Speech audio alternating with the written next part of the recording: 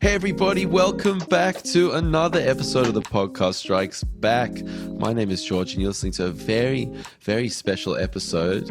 We got our boy Dane Hallett on the line, artist extraordinaire. You know, he's worked on some amazing projects: Mad Max Fury Road, Aquaman, Pacific Rim, Alien Covenant. We've had him on the show before. Really nice to have him back. Dane, how you doing, man? I'm good, man. Thank you so much for wasting your time talking to someone like me. I'm stoked. Nah, dude, this is a privilege. We had a chat on the phone the other day. It's always so great to chat with you. And Connor, how you doing, bro? Good, man. Good. Enjoying another day in isolation. In isolation. Yeah, well, I guess that's a good place to kick off because, you know, this has affected everyone in so many different ways. And Dane, you know, you were just working on Shang-Chi and the Legend of the Ten Rings with Marvel.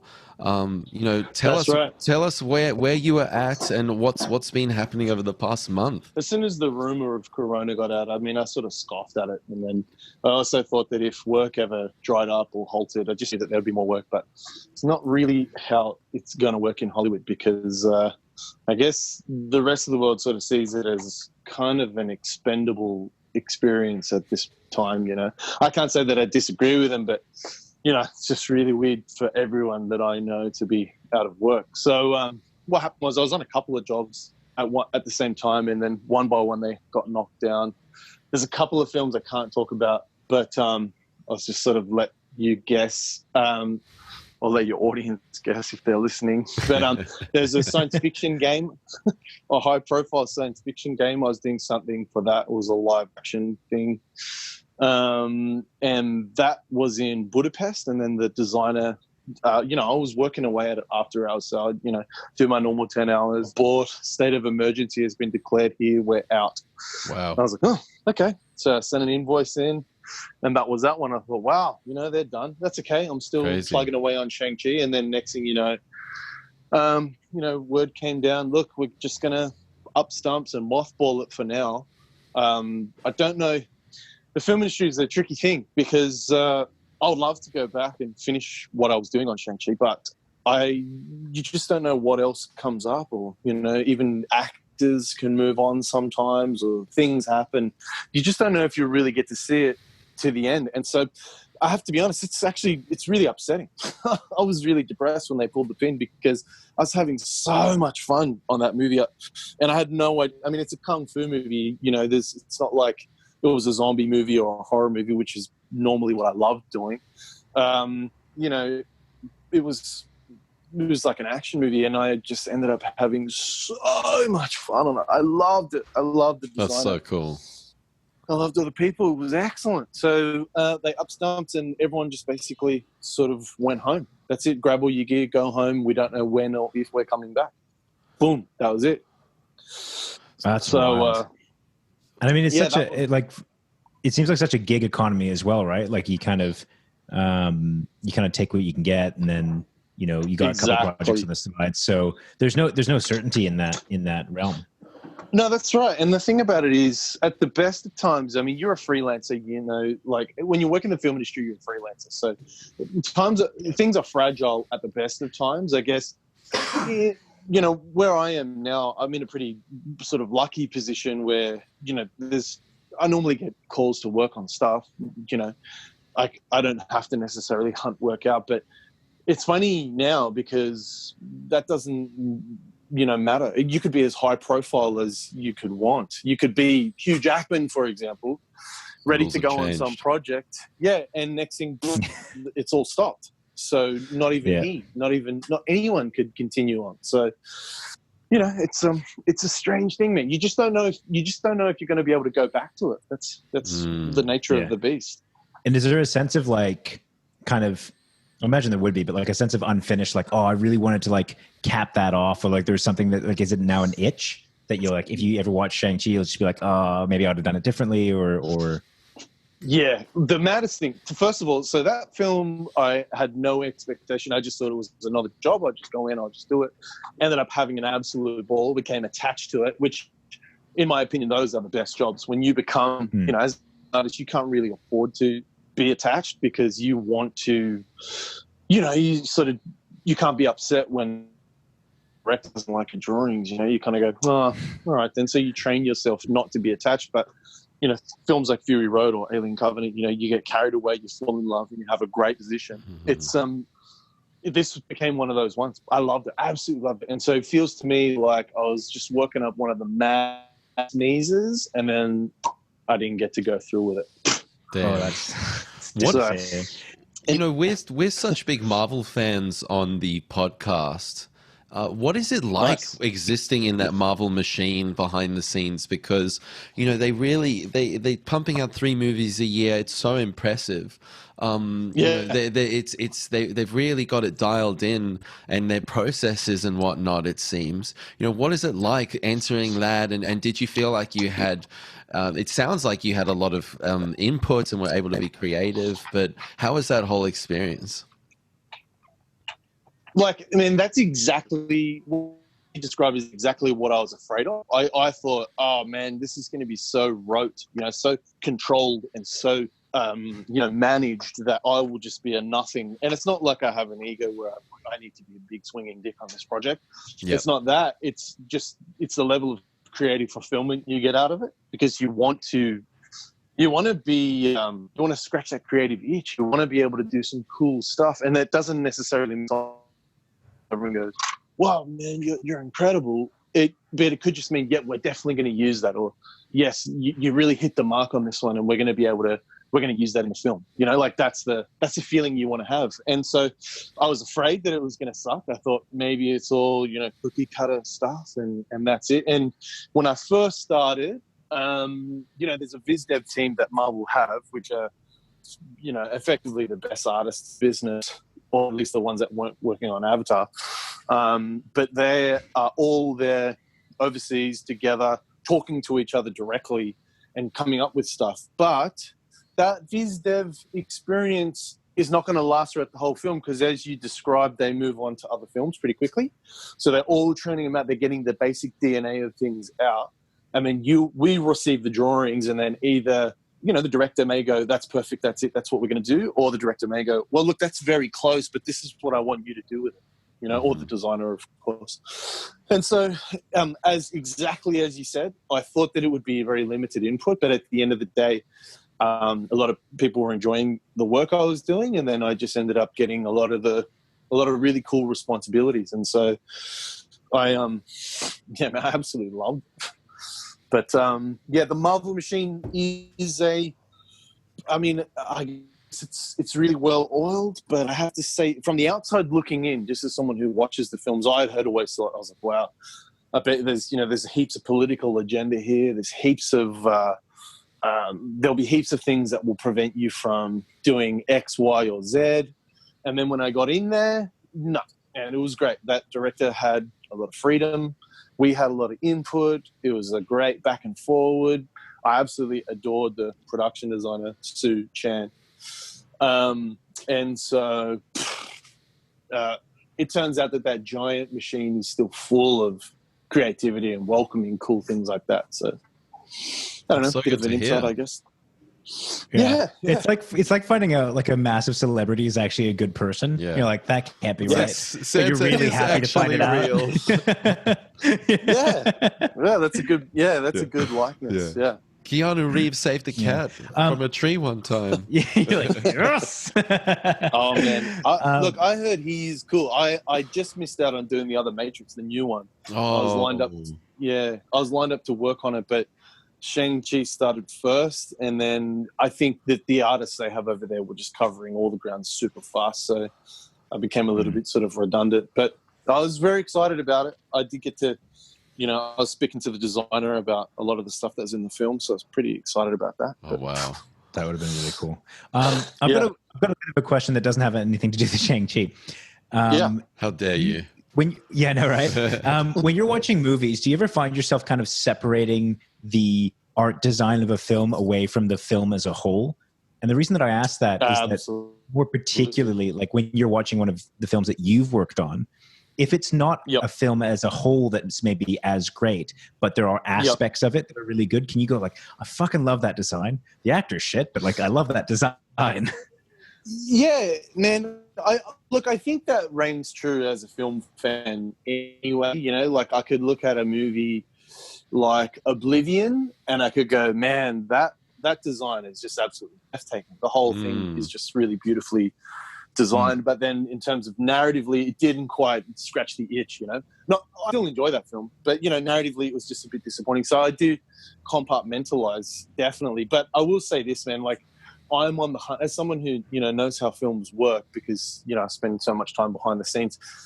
You know, it's pretty much, as a movie fan, it's kind of wrecked films for me. So that's why I'm on the hunt for films that I just absolutely forget that shit. You know, as soon as I sit down and I'm watching a film and I forget about how great something is designed. Yeah. Exactly. And I'm just sucked straight in, you know, like, I love, Alex Garland's, Ex Machina, that movie. Oh, yes. I just remember like going into that film and then I'd heard it was good, but I you know, I don't watch trailers. I try not to hear anything about it. And I just went in and I remember by the time I'd finished, I just forgot that I was watching a movie. Yeah. I just had so much fun. It was awesome. What did you think of Annihilation? Look, man, you know, I liked it when I first saw it. I've watched it again maybe 2 weeks ago. I just put it on, but it's funny how I guess you got to sort of be in a patient mindset, you know, like it has a lot of lofty themes, you know, and sometimes I love it and sometimes I'm frustrated by it. So it's also one of those films that, like, the first time you watch it, you're kind of engrossed in like all this weirdness and you're trying to figure it out, and it's almost a little bit overwhelming. So any kind of pacing doesn't really affect you, whereas the second time where you're trying to like digest it a bit more. Mad call. Yeah, that's a great way to look at it, actually. Yeah. Because, you know, the first go around I just love the idea of that, the villain, the entity being almost like a natural reaction. Like it didn't have a true motivation. It was like it was kind of like a kind of like a wave, you know, like a tidal wave or something. Yeah, fascinating. Which I love that. But anyways, as you say, the second time around, there's heaps of things that I just was like, oh, geez, I don't know, man. That's not a bit exhausting. Yeah, exhausting. Yeah, good call. So Dane, you worked with Jason Blum, I believe, on a short called Rancour. Was that last year you shot that film and released it? It was last year.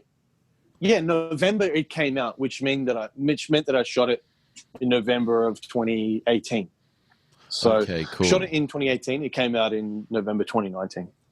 So you gave us a link to this, and both Connor and I checked it out. And I've got to say, man, this was just outstanding. I don't want to butter you up too much on this, all right? But I thought just like the level of sophistication here and the look. You have just such a great eye for things, and you can really see the attention to detail there. The narrative as well was the sort of allegorical nature to it, the metaphysical nature of it. It was really, really just captivating, and I was just wondering what's going on with this. And I had a great time.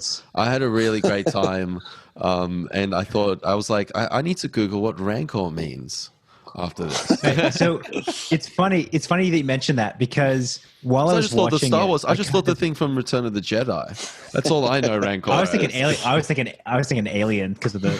But you know, the thing that kind of struck me about it was during it I had a certain concept of what it was about, like the whole metaphor and the kind of the allegorical nature of it. I'm like, oh, I've got it.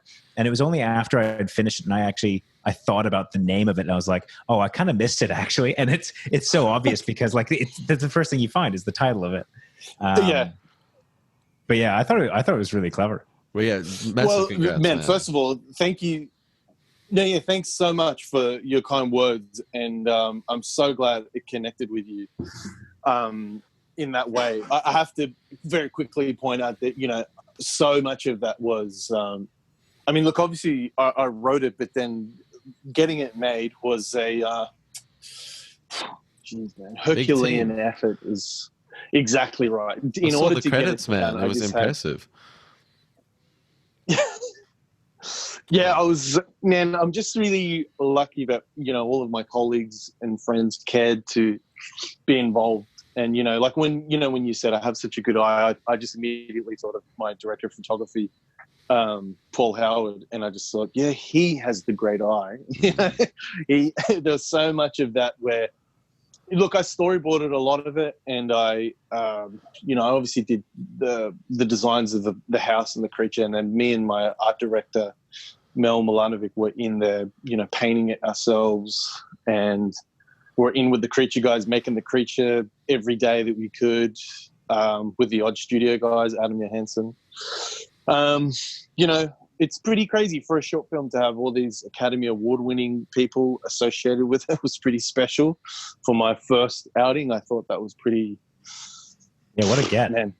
You had Charlie Revi on the team, correct? And he was on the podcast last time when we had yourself and Matthew Hatton on.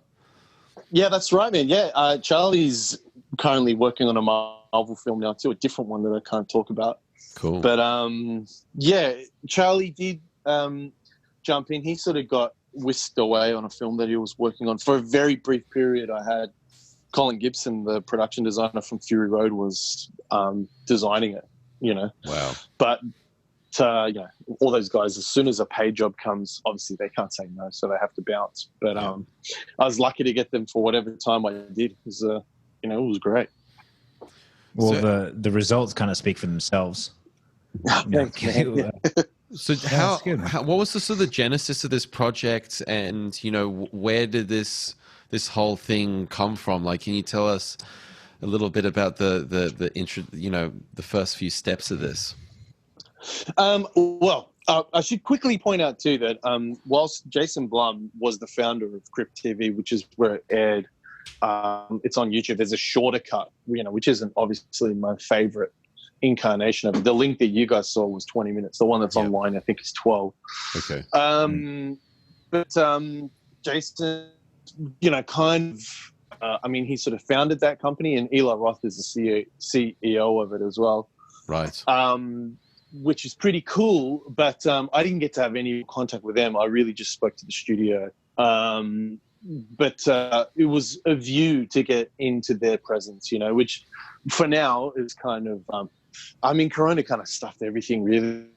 I had heaps of stuff, that was boiling away, other scripts and other things. I'm supposed to do some more stuff with that studio, but I just don't know when or how that's going to happen now. But that's okay.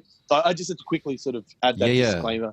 Yeah, 100%. But in terms of coming up with a story, first of all, I just love the idea of coming up with a metaphor and then inhabiting the metaphor. Like, it doesn't have to be,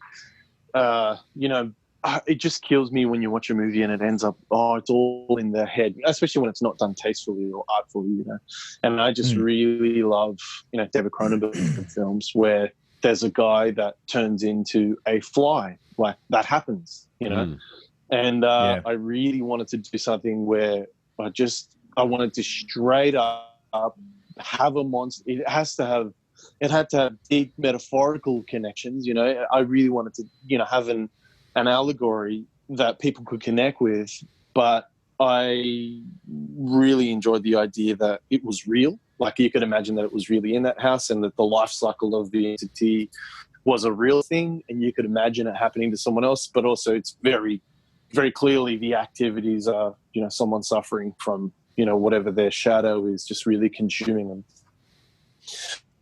That was something I really noticed at the end of the film with the fire. Sorry if there's spoilers here, but the fire, and I was like, whoa, this is actually this is really, really happening. And I was like, that's a really cool, bold move. I had a question around that because, it's funny that you mentioned that, like, it actually happening. Did you actually burn down a house? Because that looked good. Absolutely, I did. That's right. Dude. I remember. Fuck yes. Because I was like, surely the easiest thing to think about do now. No, because there's so many times when you see kind of like, short films or low budget films or anything like that, where the easiest thing to do is just to add in effects, right? And it's always so obvious. So when I saw them outside the house, and the house is like, I was like, fuck, either they have done a really fucking good job on the effects, or they're literally bullet burning down a house.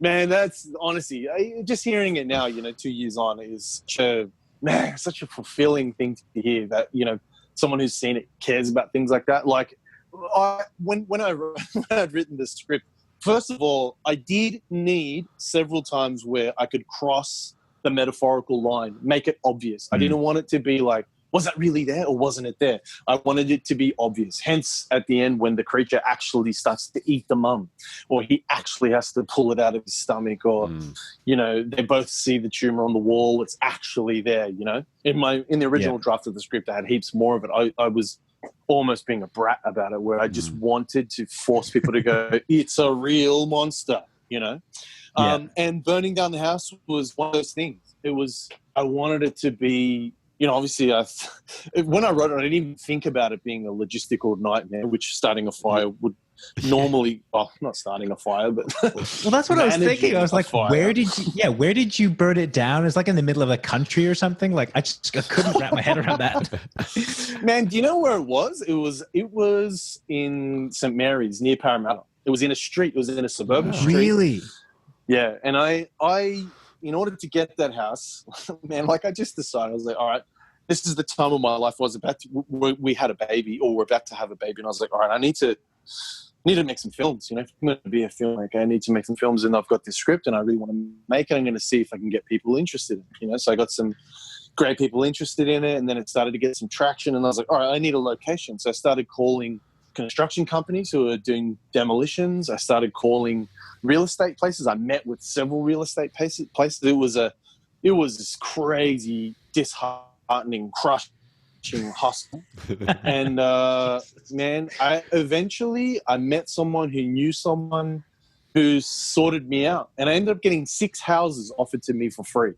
I could have used 6 houses absolutely for free. The one that I did use, I ended up paying for. Yeah, man, I stayed in touch with that guy because I can't wait to burn another house down. Yeah, or make another horror film in some abandoned house. Yeah.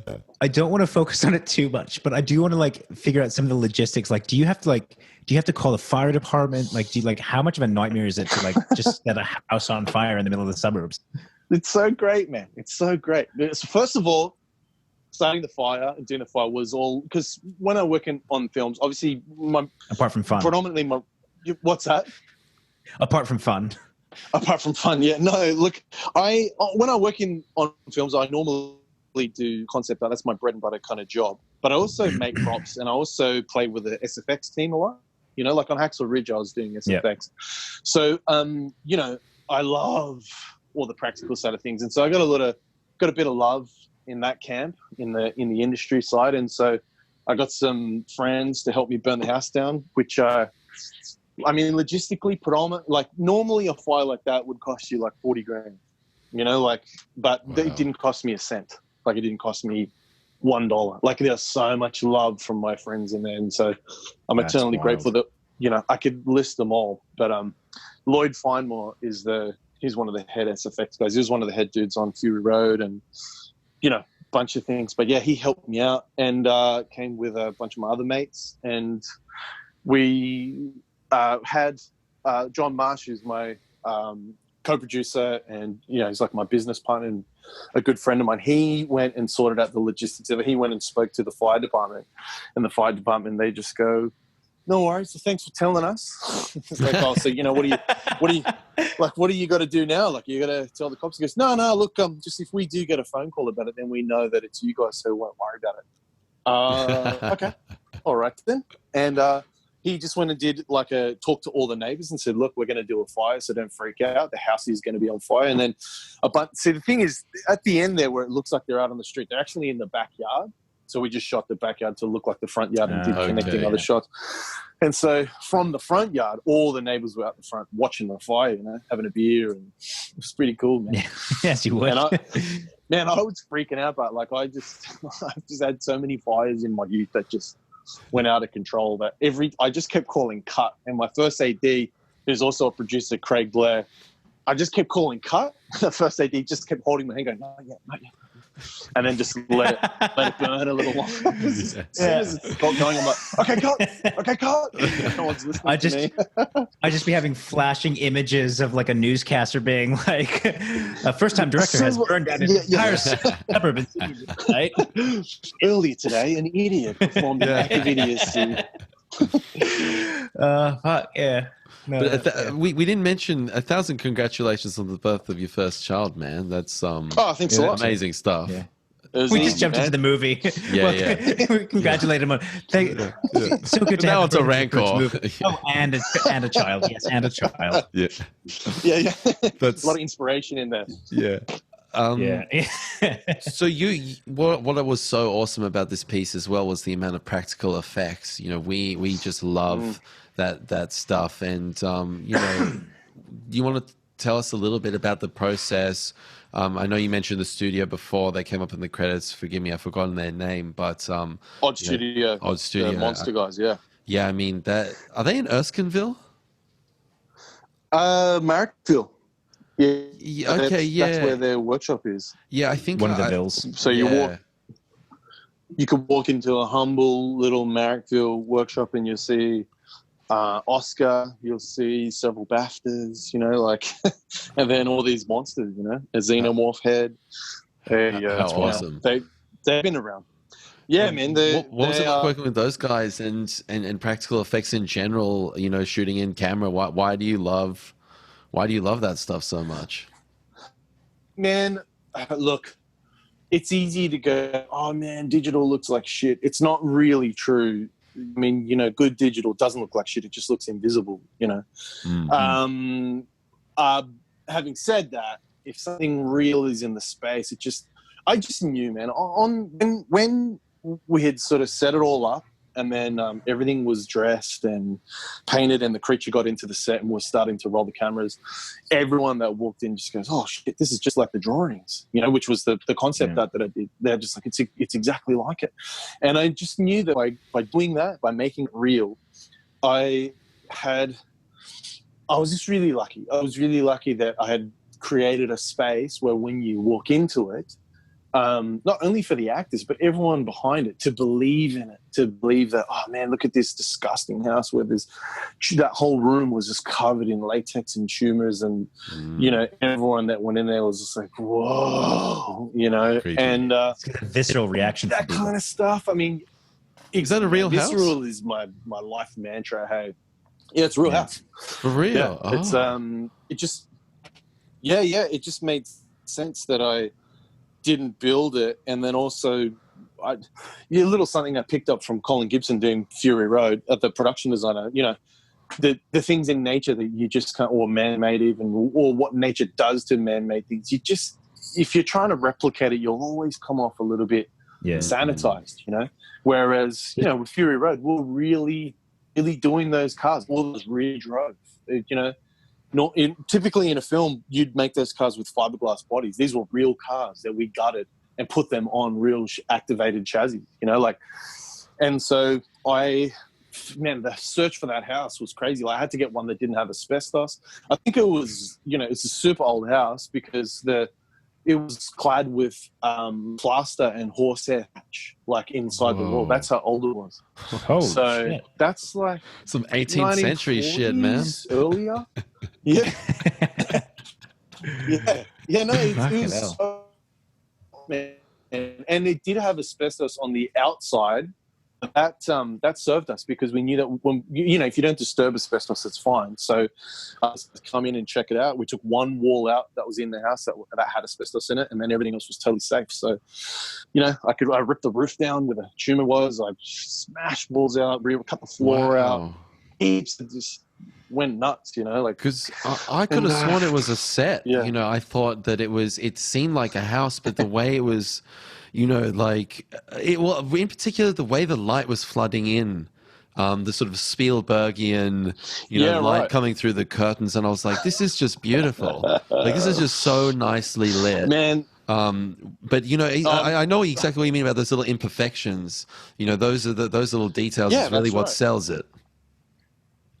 Yeah, like the curtains were from the house. You know, they were already there. You know, the stain, the timber, there's so many things that such of the charm that already existed in the space that it was just about, you know, just gently bringing attention to it. But I will say lighting, man, like we had a gun gaffer, just an absolute weapon, Miles Jones. And he, man, like we'd set the space, but he said, you know, look, this kind of space is really fun to work in. It's really good to do this because, you know, it's nice to light a space that looks good when it's lit, you know, like where there's bits and pieces of texture and shit everywhere. And so, no, I mean, we controlled it like a set. You know, I didn't, I mean, there was talk of building a tent around the house to control the light, but just, I didn't have the money for that. And it was a short film and it was my first go around. So no one knew if it was really going to work out. So there's no point in going that crazy on that. So we just decided that we're going to use the natural light.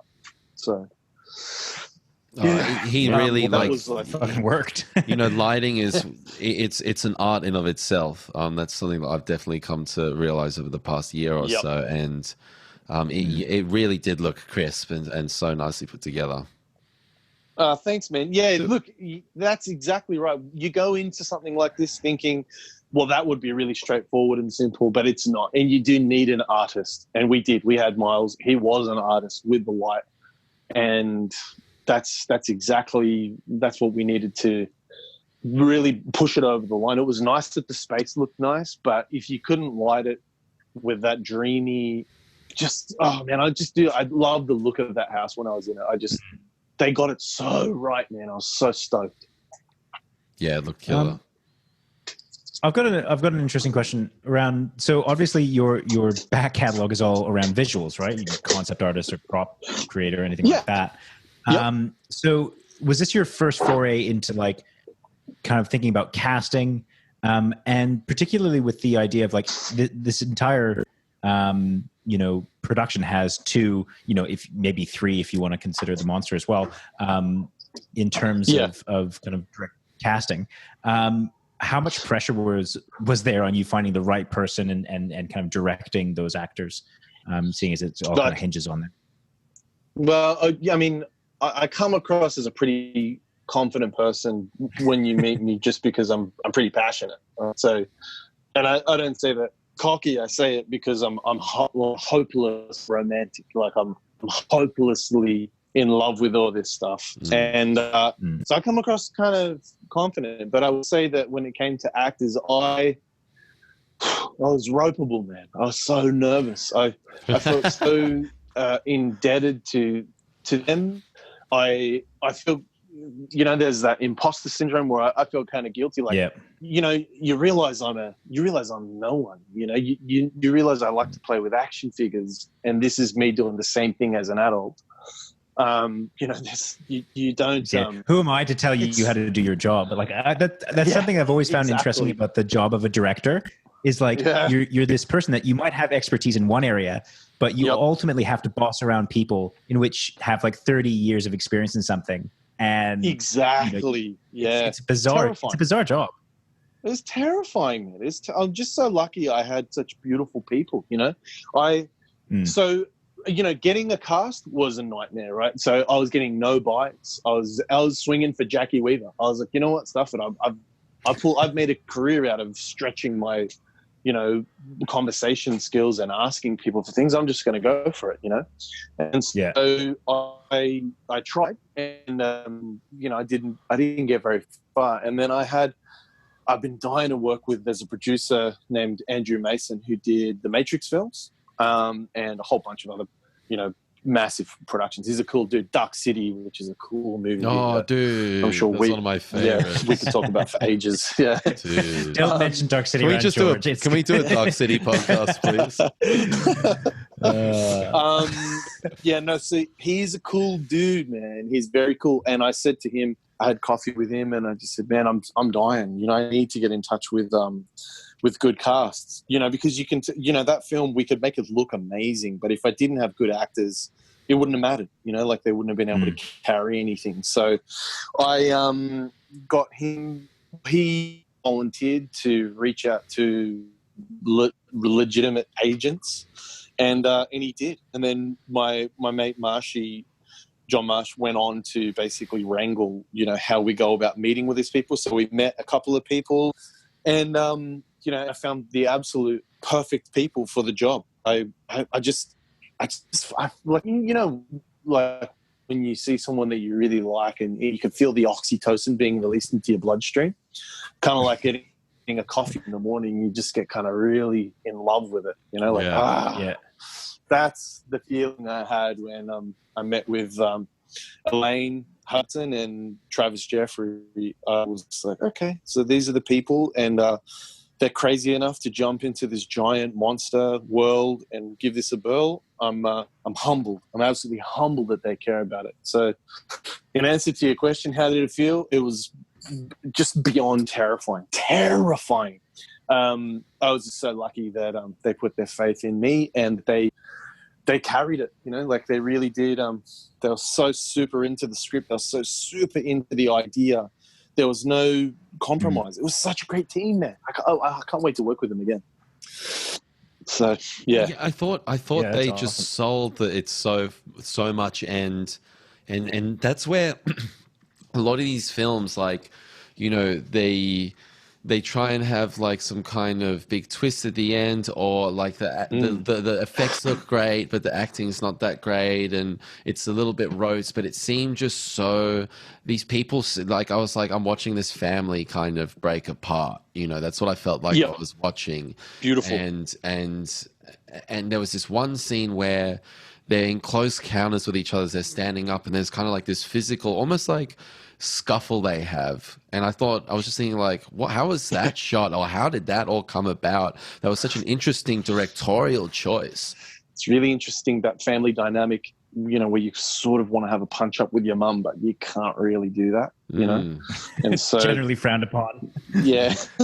And so they kind of, Dale's character, he's sort of not, like, he's not going to violate that rule. It's an ancient thing that's inside of him, so he's not going to really fight her, but then he really wants to, and so does the mum, and it's all out of love too. That's what's so interesting about that family dynamic. That obviously I had written the story based on I haven't ever dealt with an addiction like that, other than ice cream. I'll cop to that, but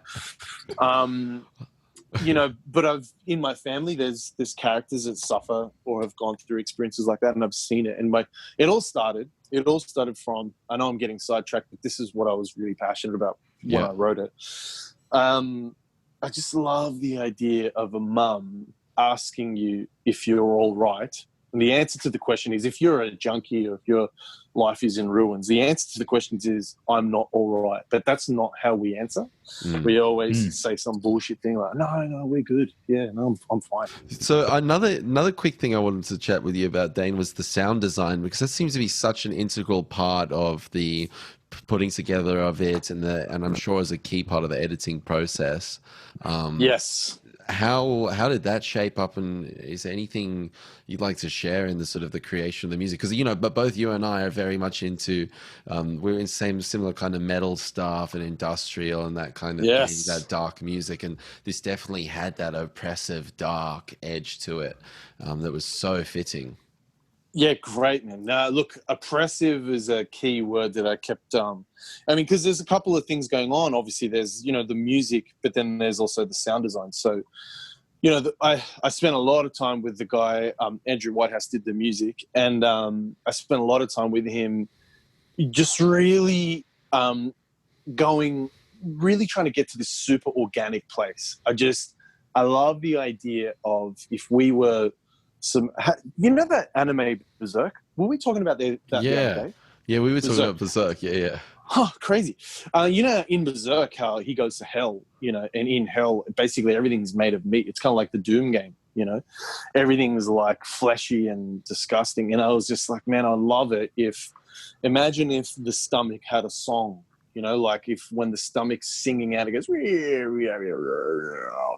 really wanted the whole soundtrack to be that kind of, or at least as a starting point. I realize it's not practical to truly do that, but I really wanted to have this start with the philosophy, that, the guttural philosophy. And, man, I'm just so happy with how it came out in the end. I think that by the time the music and the sound design, which Miles Lowe did that, who works at Song Zoo in North Sydney, first of all, just a really like-minded soul and really understood, and really, obviously this is a low budget, so there's a lot of love in it.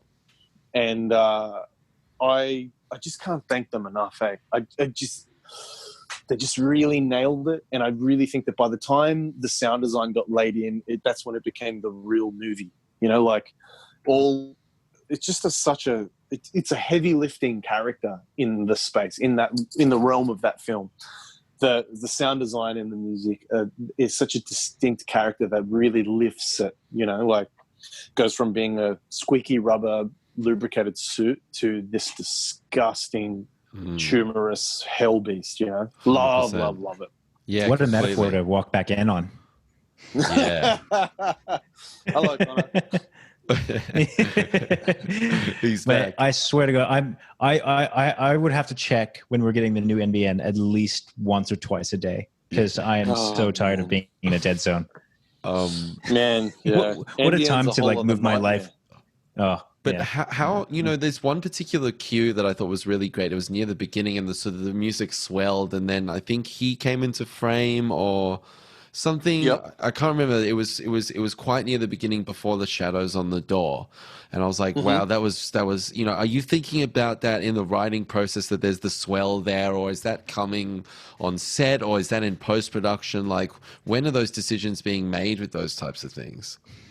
Look, I would like to think that it's while I'm writing it. I would like to think that that's how I imagine it, but it's impossible.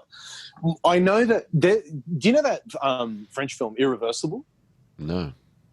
Oh, Irreversible, man. It's a drama, but it might as well be a horror movie. It's Gaspar Noé made it. Anyway, there's this scene in it where they go into it's like a what do you call it? A BDSM club, but it's all dudes. It's a nauseating experience, and I love it. The soundtrack was done by the guys in Daft Punk, if I'm not wrong. Oh, cool. One of them, Thomas, can't pronounce his last name, but that makes sense. Yeah, super dark movie, man. Like, it's not, I watch it with Monica Bellucci's in it, and there's a rape scene that goes for 10 minutes. It's famous for that. Yeah, that's. It's like an unbroken shot for 10 minutes. Oh, it's harrowing. My wife was crying when we watched it for the first time. Since I've only seen it a couple of times by myself, but there's a song. Man, watch me get. You start talking about movies like we're meant to. I'll start losing my mind. I'll get sucked into the vortex. But there's a song that plays when they like-minded souls. Yeah, exactly. When they go into the BDSM club, they play this nauseating song, and I just kept on listening to it while I was writing it. I just love that song. I love it. You can look it up right now. It's called Rectum, and that's the name of the club. Yeah, that's the name of the club in the movie. Anyways, so I just kept on.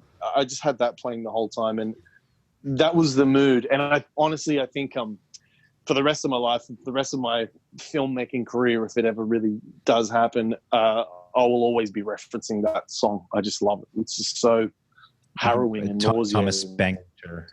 That's it. Yeah, that's the one. Thank you for attempting to say the last name. I'm always very good at that. Me and names, we really click. Like George Costanza. No, look, so I didn't necessarily know that I'm going to do that when I'm writing it, because that stuff has to sort of fit into place when you cut together. We can put in the soundtrack. Special shout out to my editor, Kaz Razzle Zadagan. Kazra is he's like a poet, a poetic soul, gentle but honest. I absolutely love that man. And when we were cutting together, he puts in like a temporary track based on other films, Okay. and that's where you can truly start to tell that story and get a vibe and get a sense of, this is going to work, or this is the right kind of vibe. And sitting there with him, you can kind of shift it to the left or the right. And then that's when then that's when we start to really get into it with the actual composer and, you know, making it happen. Yeah, man, incredible stuff. It's an interesting thought to think about like, you know, kind of when you want to put those pieces of a film in, and it was kind of like I had a stark reminder the other day because I showed my fiance Baby Driver, which is famously the songs being thought of almost first, and then the kind of the visuals being laid on afterwards. And it does bring a stark reality to the fact that, you know, it makes a difference how and when those little pieces come together. Man, you know, you've seen these before, I'm sure, but on YouTube, there's like videos of The Shining, and it's recut like it's a happy film, and it's called Shining. It's not The Shining. It's Shining. My favorite is still Doubtfire, but as a thriller. As a serial killer. Yeah, exactly, man. A horror movie. That's it. So that's it. And so you can see how much of the heavy lifting the music's doing there, you know? In our film, I mean, look, I just kept on having all these awkward, long moments. I just love moments like that. You know, like a film like what's Beneath the Skin, the Jonathan Glazer movie with Scarlett Johansson. Under the Skin. I know which one you're talking about. Under the Skin. That's the alien one. Super long moments that would otherwise seem. I love that movie. Yeah, same. But you know, super long moments that would. Quick little side story. I have a friend that worked on that film, and he. You know how there's the guy that gets sucked inside out. You know, like he's in the void, and then his innards get sucked out. He becomes a skin. So they made that skin suit, and it's got a penis. It's got everything. Whoa. And you know, on films, especially low budget ones, I mean, you know, assets kind of like that costume, they kind of just fade into nothing. And I had this friend of mine that went to a Halloween party. This is in the UK. Went to a Halloween party wearing that skin on the outside. Oh God, that's fucking brilliant. You can see the little wiener and everything on there. Oh my God. That's amazing. So what was I talking about? Long pauses. If you took out, I just like that film. It was up to me. There's all these dumb long pauses. It's probably still too long as it is, but I just can't help it. But they, you know, they're all, you know, annotated or lifted by an awesome, damning soundtrack. You know, So anyway, it's also something really interesting. You know, this is a really big concept in music as well, which is something that's very difficult for people to learn when they're first learning an instrument or something like that, which is that the pauses, they mean as much as the noises, 100%. Right? Like it's, you know, answer and call is such an important thing, both in music and in conversation when you're, you know, shooting a conversation. So those pauses, you know, they're so undervalued, but they're important. So can I ask, Connor, what kind of music do you listen to? So I started out playing classical violin. Whoa, okay. And have since, which is why I'm very familiar with that concept of, you know, just the pauses and the you know, when you have sound and when you don't. He's got a really good ear. You have a really good ear. You're very tuneful, Connor. Like you're. Nice. He's got a good sense of melody. Much the curmudgeon of my. Yeah. So this whole COVID thing has recently forced couples, including me and my fiance, to be in close proximity to each other during the working day. And right there. she has discovered how much I whistle. And I if I'm working on something or like I'm not doing something, like I whistle all the time. Like so it's just annoying. It is. They're very tuneful whistles, though. I'll give you that. Well, thank you, I guess. But it's literally should be like, Connor, I need you to shut up. And I'll be like, yep, cool. 5 seconds later, there I'm like whistling like an asshole. Connor, this is weird to God. You're so happy as well. You're in a happy place, and she's going to come along like an ogre and smash your bones. Like, shut up. So, she just closes the door on me eventually. She's like, all right, you're quarantined away now. Let him go. I asked because, you know, in metal, you know, some of the heaviest songs have mad breaks in it. You know, like if you think about Pantera, the song that they're most known for is Walk, and that is actually has silent moments in between the riff. It goes da-da-da. There's a weight, in between it. It's such an infectious groove, Well, not just, talking about a lot of metal. With a lot of metal, it's almost even more important because you get such start-stop. Like the whole idea of it is punctual, right?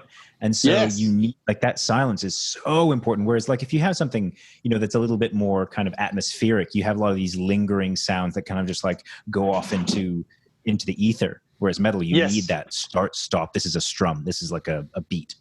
Yeah, it's got to be abrasive.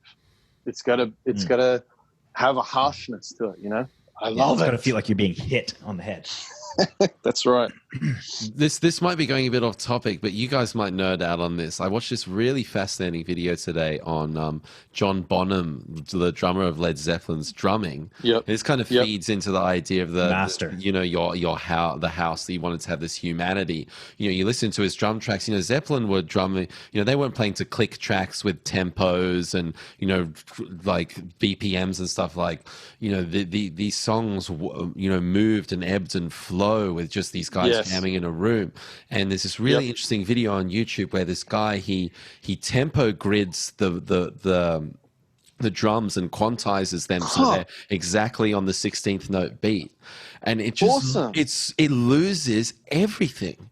Like it becomes so lifeless. And like John Bonham, you can hear how the kick drum, he goes dun, like he has a velocity and like the cascadingness to the way he drums. And it was just like, wow, this is such a great insight into why you just need to like kind of leave those imperfections in your pieces.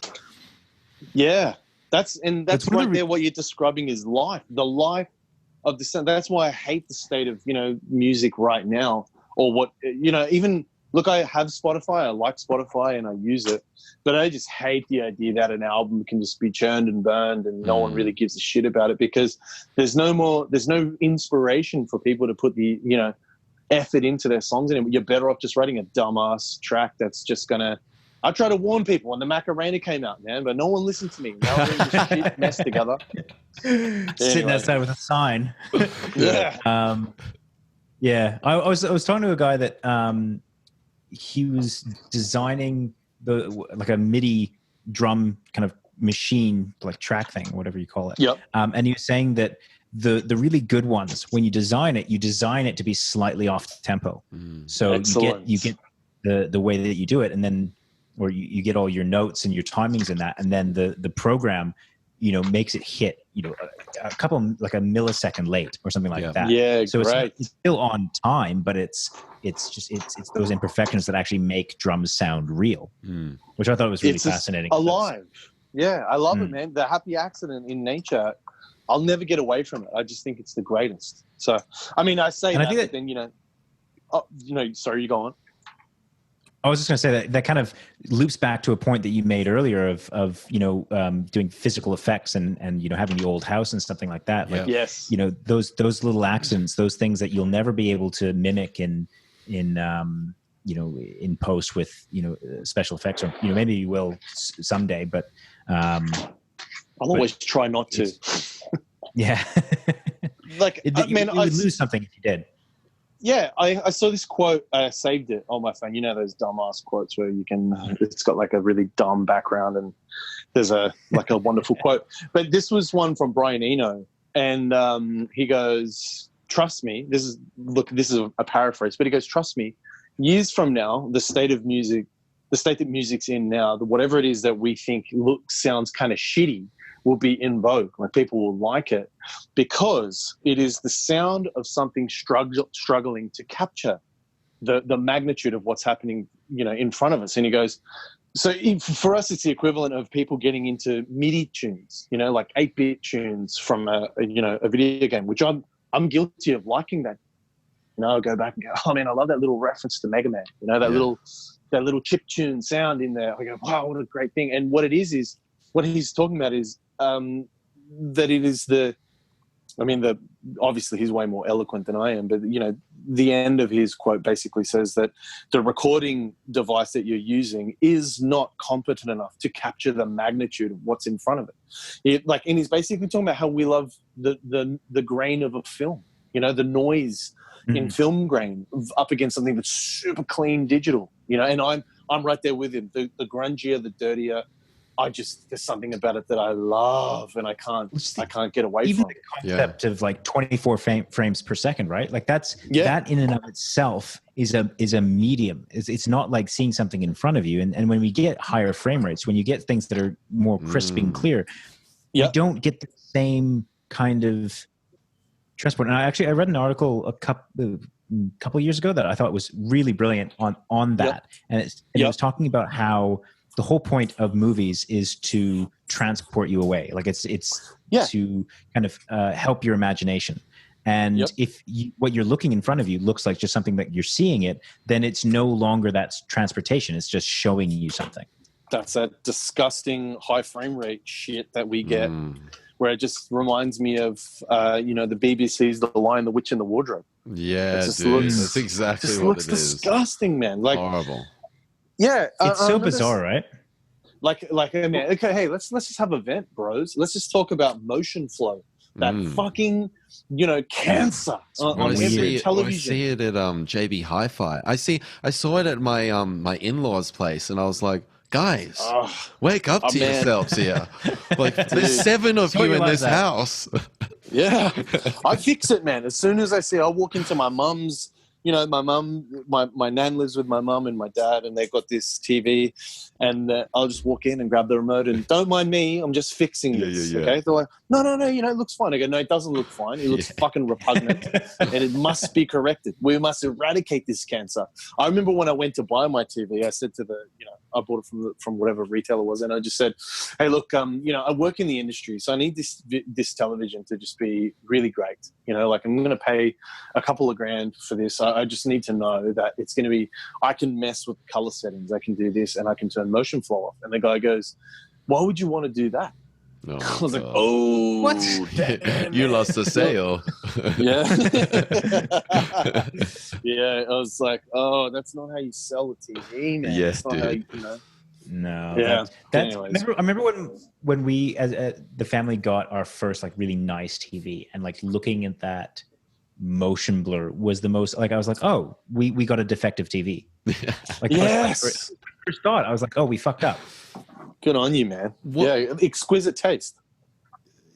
What did you hear? Do you know anything about the behind the scenes about what was Peter Jackson's prerogative with that whole high frame rate thing that he tried to get off the ground? Do you have any insight there? Because that was sort of like kind of trying to ride the 3D wave, because maybe it was around 2011, 2012, and it was kind of like, oh, we can kind of do something similar about the in-cinema experience, but it never. I don't think any other films did it other than there was that one recently that I went to that you guys pitched out on. Oh, the 3D. Gemini Man, yeah.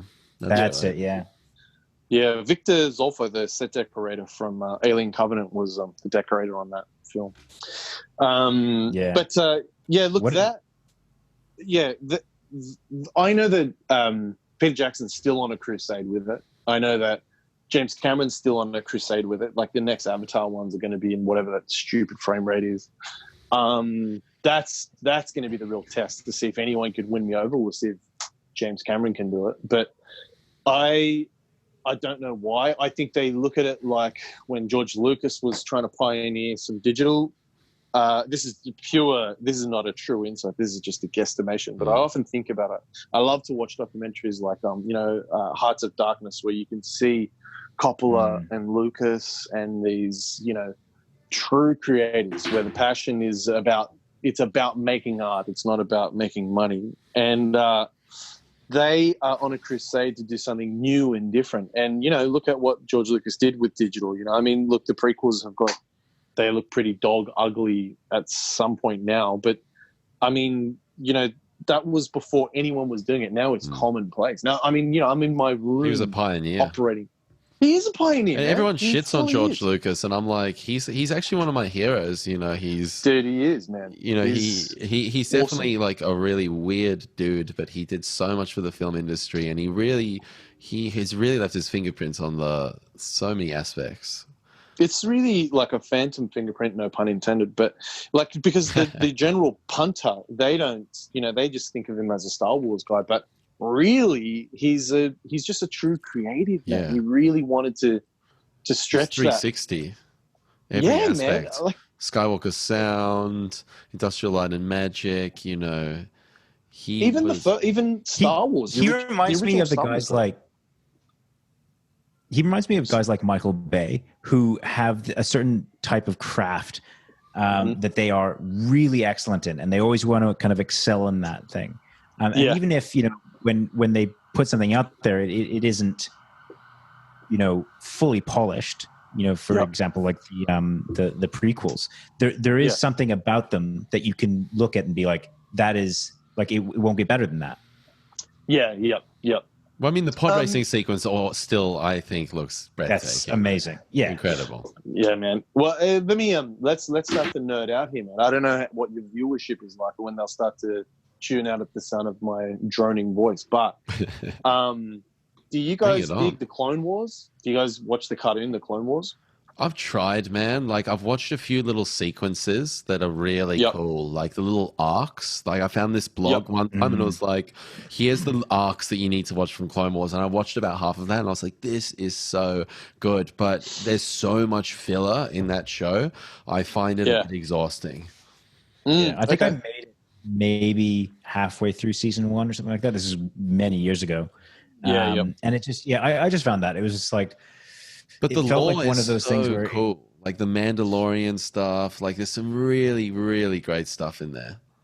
Man, it was. Let me just say this, right? So I put it on, you know, to scorn. Like I when I think this is in 2011. I was like, let's just put this shit show on, you know.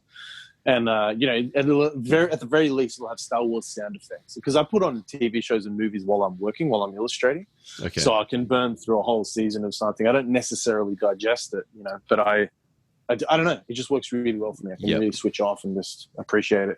But what happens is, if something's really good, I have to stop it and go, okay, I'm going to watch that later. I'm going to properly do that. So sure enough, I have Clone Wars on first season. I'm like, yeah, whatever. By the time the second season gets in, I'm like, all right, I have to watch this properly. And so I did. I gave it a proper watch. And let me tell you, man, it is the last thing that George Lucas had his finger on. It's the last time you get to see him do cutting-edge stuff. There are so many shots in there, so many celebrated. Like, this is super filmy, though, like super, you know, film culty kind of stuff, where you can see it just the creativity is just being celebrated behind the scenes, you know, and they're trying to build something. You know, it's all gone to hell now, Disney. But they were super, you know, super into trying to tell long-form stories, you know. And, man, I love it, I love that show. It got my wife into Star Wars. Oh, for real? Like, she didn't care. She thought that Yoda was an idiot and Chewie was a douchebag. And then when I put it on, the Clone Wars was on, it was so serious and so, you know, you sort of fall in love with some of the characters that you originally hated. And then she was like, man, this is so cool. And next thing you know, she loves Darth Maul, loves him because of that show. Then watches from Phantom Menace and goes, oh, is that it? Oh, okay, all right. And then, you know, it really, man, I don't know, bro. I love that show. I love it. I sing its praise. What did you think of Rebels? Did you like Rebels as much? Yeah, no, I didn't. No, okay. We watched it together. Look, well, before I bash it, you know, I mean, look, I didn't mind, to be honest. But before I bash it, how did you guys feel?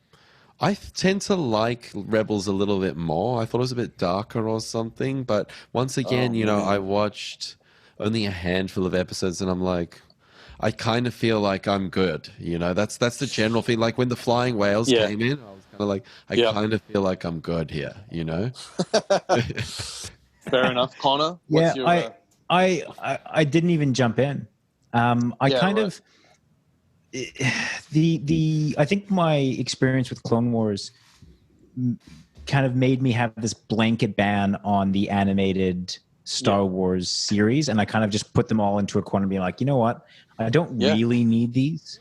And you know, I'm one of those people that will go through the synopsis on Wikipedia or something like that. Like if I can get the main plot points, I'm sweet. Like if there's anything that I've missed.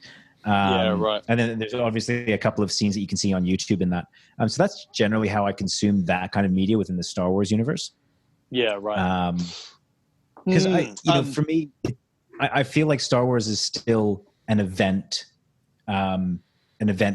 type of property. Like I like the idea of going to a movie and seeing it, and it's big, it's bombastic. I just finished playing Fallen Order, and it's like it's a AAA game, right? Like it's still in its own way. It's bombastic. So it's how I tend to consume Star Wars. I fully get it. Yeah. Look, my feelings with Rebels were Rebels is effectively Star Wars without Lucas for the first time around. Mm-hmm. So, I mean, by the time, Force Awakens came out, I was still curious and giving it a chance. Like, oh, well, they've obviously got an intention here, so I'll let this go. There's a couple of things in there that I don't really dig, but that's okay. Let's just ride this out and see what kind of a long-form story they're trying to tell. Turns out they weren't doing that. But, Rebels, I watched it. I finished it. I've started even watching it again with my missus, but it's just so devoid of Lucas, and it's only like, man, this is coming from someone who, like, I love all the, Joe Johnson and all those guys who they were artists back then doing stuff together, this creative force, and George was riding those guys to do awesome shit all the time for Clone Wars. Fell in love with it, gave it the money to make it as beautiful as it turned out. And then Rebels comes and is just a very, very poor clone and trying to emulate the beauty that was going on. So, what is your take on, because it's probably a really good, we last week or the week before, sorry, we did a re-review of The Rise of Skywalker, sort of like a 3 month later. Check it out. And once that whole trilogy is all said and done, like, what's your take on the sequel trilogy, episode 8, 7, 8, 9, and what's your take? Well, so, man, here's the thing, right? Like, it's very, very difficult for me to separate knowing that when something's been engineered to just make money. Like, obviously every film has been made by someone who wants to. Like, you can't make a film and then expect it to not make money or not want it to make money. It's just silly. From from Francis Coppola, the most gung-ho, crazy filmmaker out there, or one of them. All of those films, it's still his hope and dream that it gets viewed by people and people enjoy it and it makes cash. It makes enough cash so that he can be employed to make another film. So it is all about money. But with those films, it is a straight up transaction, and it's very, very difficult for me to put that aside and go, all right, let's just try to experience this on its own merit. So basically, it's the equivalent of me knowing that someone is sucking up to me so they can steal my money versus someone who is a family member who I may incidentally give it to later on because I really like them. You know what I mean? And so I just feel very. I'll watch them, I've seen all of them twice. So I watched Rise of Skywalker again. Yep. I just downloaded it the other day and gave it a whirl. But pretty film. Oh, man, that bit where Kylo and Rey are fighting with the surging oceans, man. My jaw was on the floor at the cinema. So I couldn't. Gorgeous. I just thought that was breathtaking, man. Just breathtaking. But visuals. You know what? You need to. There's a YouTube clip where that somebody else has put a different. He's put the Anakin Obi-Wan dual music over it, and it's shit on the film. Really? Wow. Yeah. Crazy. That's so funny, man. Yeah. No, so look, man, how do I feel about them? They're just very clearly made to take our money. They want us to give them money rather than honoring whatever it is that Star Wars started. Those films are only there and evidenced by how very quickly that film just desperately wanted to change what happened in Last Jedi. And I don't say that as someone who's a fan of Last Jedi or a hater. I'm pretty indifferent to it, But I just can't believe how, like, man, that bringing Palpatine in just out of nowhere like that is just, it is just so clearly, man, it's just a corporation that is desperate to get my money. They needed something that is existing, Yeah. And they're sitting around in a room and they're saying, there's a guy out there, Dane Hallett. he likes this kind of stuff. You know, I know that he likes Empire Strikes Back because we've already got, you know, we've got that franchise. He's already given us his devotion. How do we tickle his funny bone? How do we make him continue to be invested? And rather than going, hey guys, rather than being a meeting room where they go, man, I've got this compelling story I'm dying to tell. Francis Coppola said that. Unless you're dying to make this film, you don't need to do it because it's going to take that from you. That's what it's going to take to get it done. And the reality is those films are not like that, man. It's one of the major dangers of trying to follow up a series that is, you know, so groundbreaking. Like the original trilogy was, you know, for its time, it was insane. And, you know, if you're going to try and follow that up, you know, best of luck to you, I suppose. Yeah, exactly. I'm not against it. But it's hard to get right? Like it's I mean, you can have 10 movies that shoot for the fences and one of them can come out and be amazing and you can be like, sweet. But if you're going to try and follow that one up, you only have one chance. You can't just make 10 sequels and hope that one turns out all right. So it's so difficult, especially if there's, you know, it's not been designed that way. Yeah, man, for me, that third film was where I wanted to test the waters. You know, like, were they kidding me all along, or did they have a plan? And if they had a plan, I could go with it. I don't mind. You know, like, even if I didn't like the plan, I could go, oh, well, you know, the prequels are like that. Even if I didn't like how it was executed, I just was like, oh, okay. You know, I didn't feel offended by it at all.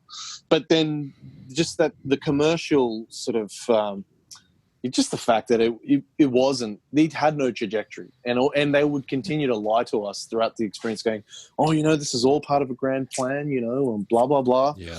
No, it wasn't. I still remember when Rise of, or when, what was the first one? Force Awakens. When that came out, one of the major criticisms that came from Ben and I think you, George, as well, was the mystery boxes that Abrams kind of left around. And I was convinced that they weren't just mystery boxes. I was like, there's obviously a story that he's trying to tell. There's obviously, because how fucking insane would it be if there was no overall arc for this in this trilogy? Star Wars, I was like, there's got to be not some rinky-dink other property. Someone. Yeah.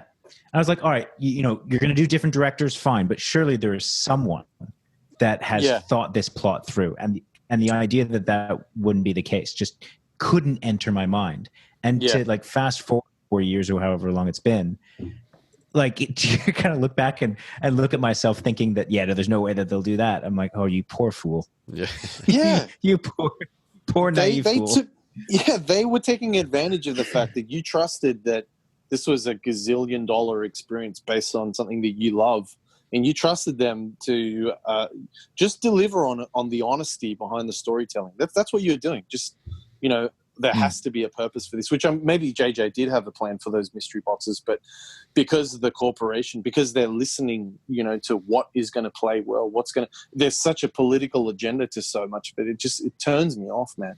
And I'm not against anyone having any kind of agenda. It's fine. It's absolutely fine. And I like that kind of, well, we're always in a state of conflict, you know, and I don't mind that. Like, it's good to argue. Arguing is healthy and a part of our growth, you know. But to do it in such a corporate way, to walk into go into a Star Wars movie, it's like walking into a corporate office where they're gonna pitch ideas that they think you will like, and you realize very quickly, oh fuck, these people don't know me at all. Holy shit.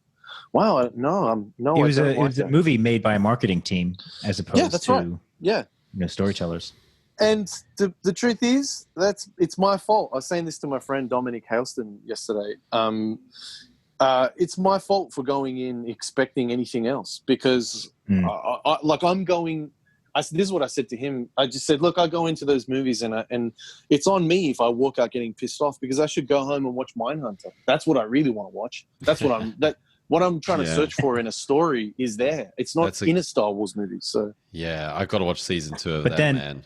But then again, I get to see Palpatine like throw out some fucking lightning bolts into some ships. He was great, man. I'll be fucking honest. He was pretty great. Fucking the presentation was spot on. Ian McDiarmid, He was my favorite thing about the movie. You know, I just thought he was. Oh, great. he was so good. I also loved Kylo kind of, whilst I didn't necessarily agree with seeing Harrison Ford like that again, I just love the father-son, you know, those are old school Star Wars themes, you know, the father-son stuff. And so, you know, when he was facing off with that, you know, the memory of him, it was a bit of a stretch, bit of a contrived, you know, plot experience. But even still, I got sucked in and I was just like, oh man, he's dead. It's his dad, man. He wants to make his dad I thought it was super powerful. It worked well. Yeah. Just needed a bit more of a haircut though. But yeah, I could completely agree, man. I think that I actually have come to terms with Rise of Skywalker and this whole trilogy, but I think overall it's really left a little bit of a dissatisfaction. But one area of the whole Disney Star Wars that I have absolutely frothed over, more so than Connor and even, is Mandalorian. Where are you sitting on Mandalorian? Yeah, I loved it. Okay, cool. No, I loved it, man. There's a couple episodes that I didn't like the one that Bryce Dallas Howard directed. I thought that was cool. Like the little farm town, the little village. Yeah. No. Look, the principle was good, but just wasn't. I didn't get a sense, you know, the action. Like, let's look at the concept. This is super nerd town now, but let's look at the concept of the AT-ST struggling to get beyond that barrier of water. Right? It's such a contrived little action set piece. You know, there's very little understanding of how the stakes of an action experience has to be, sort of executed. Interesting. You know, well, just because, you know, it was just think about their plan. They're going to hide in the water just underneath it to shoot it. They could have killed it any number of different ways. You know, it was just such a strange, odd. They should have befriended the native furry animals and then had them like smash with logs on each other. Like,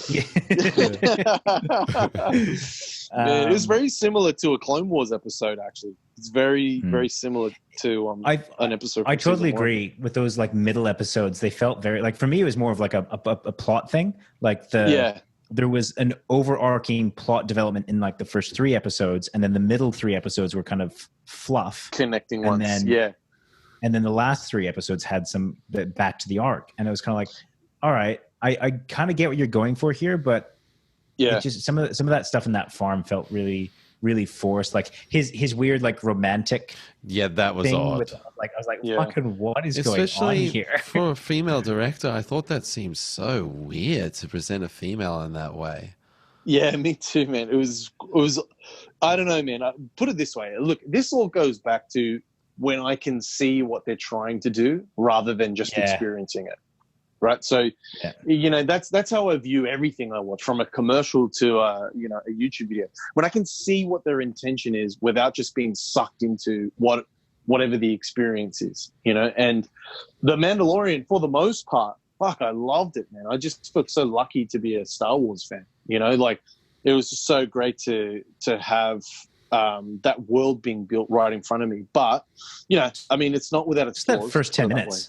Fuck. Oh man, I just thought, man, it was so good, man. Like, I know that the next Thor movie, they're going to try and do it like The Mandalorian, like the, you know how they shot that whole thing? Oh, that screen thing.